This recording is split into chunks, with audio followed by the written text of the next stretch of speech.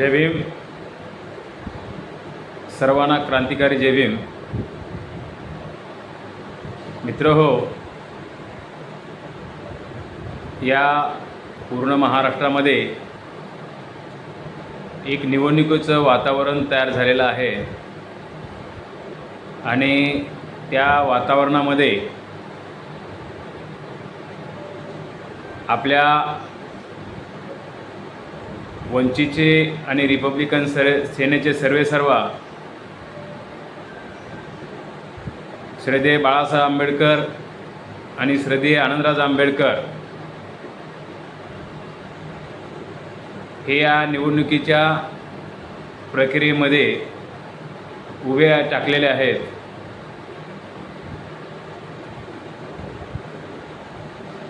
या सर्व प्रक्रियेमध्ये आंबेडकर समूहातील सर्व समाज बांधव कार्यकर्ते मोठ्या उत्साहामध्ये श्रद्धेय बाळासाहेब आंबेडकर आणि श्रद्धेय आनंदराज आंबेडकर यांच्या पाठीशी खंबीरपणे उभा आहेत. त्याचबरोबर वंचित बहुजन आघाडी, रिपब्लिकन सेना आणि MII या पक्षाच्या अधिकृत उमेदवार सरसेनानी आनंदराज आंबेडकर हे अमरावतीमध्ये लोकसभेची निवडणूक लढवत आहेत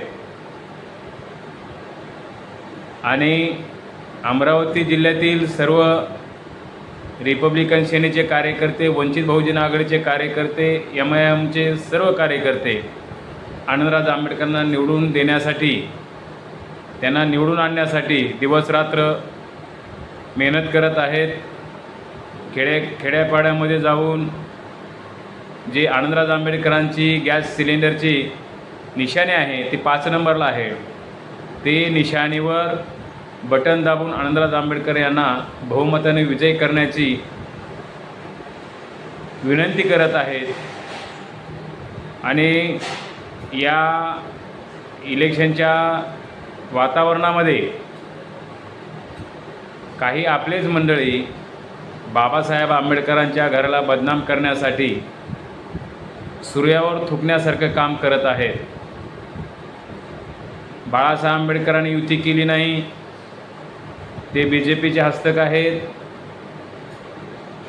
आनंदराज आंबेडकरांनी फॉर्म परत घेतला होता, पुन्हा भरला, पैसे भेटले, अशा अनेक प्रकारे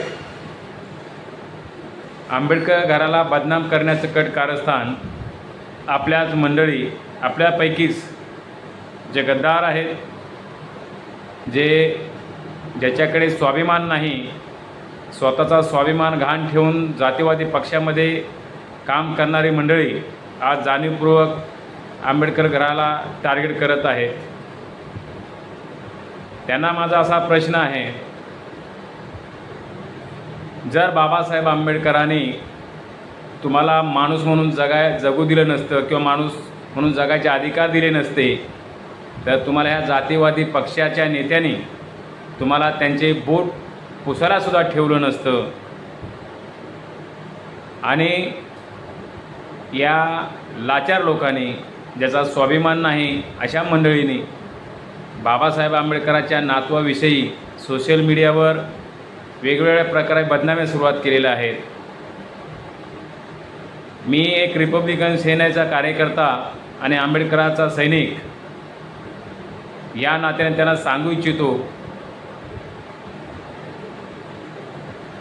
जी मंडळी स्वतःच्या बापापेक्षा इतर पक्षाच्या नेत्याला बाप मानणारे अवलाद, त्याला कोण बाप आहे हे माहीत नाही असे 12 बापाचे अवलाद आज आंबेडकर चळवळीत बोट दाखवत आहेत. ते बदनाम करण्याचं कारस्थान करत आहेत. त्यांच्या अशा चाटुगिरी केलेल्या त्याला कुणीही अकोल्यामधील आणि अमरावतीमधील जनता त्यांच्या भूलथापाला बळी पडणार नाही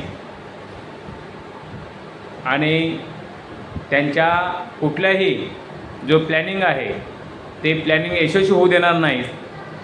अशा प्रकारची रणनीती सर्व भीमसैनिकाच्या माध्यमामधून त्या ठिकाणी दिसून येत होती.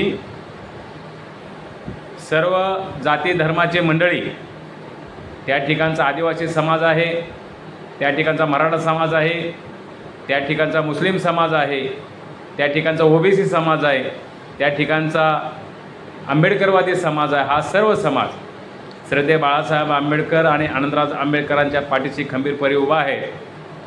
आणि ते तन मन धनाने या दोन्ही नेत्यांच्या पाठी, ज्या बाबासाहेब आंबेडकरांनी आपल्याला एवढे अनंत उपकार दिलेले, त्या उपकाराची फेड म्हणून ते दिवसरात्र मेहनत करत आहेत आणि बाबासाहेब आंबेडकरांच्या नातवाला निवडून देण्यासाठी प्रयत्न करत आहेत.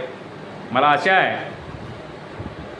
त्यांच्या प्रयत्नाला निश्चितच फळ येईल आणि त्या फळीचं निश्चितच सोनं होईल आणि बाबासाहेब आंबेडकरांचे दोन्ही नातू संसदमध्ये जातील आणि जे संविधान आज धोक्यामध्ये आलेलं आहे, त्या संविधानाला वाचवण्यासाठी हे बाबासाहेब आंबेडकरांचे नातू प्रयत्न करतील आणि बाबासाहेब आंबेडकरांनी लिहिलेलं संविधान वाचवतील याची मला पूर्ण खात्री आहे. म्हणून सर्व महाराष्ट्रामधील आंबेडकर प्रेमी, जे बाबासाहेब आंबेडकरांच्या घराला मानणारे भीमसैनिक, यांना विनंती करतो, ज्या ज्या हरामखोर लोकांनी बाबासाहेब आंबेडकरांच्या घराच्या विरोधामध्ये विवेचना केलेले, बदनामी करायचा कट कारस्थान केले जातीवादाच्या माध्यमामधून, त्यांच्या कुठल्याही गोष्टीला बळी न पडता आपण बाबासाहेब आंबेडकरांच्या नातवासोबत राहून त्यांचे हात बळकट करूया.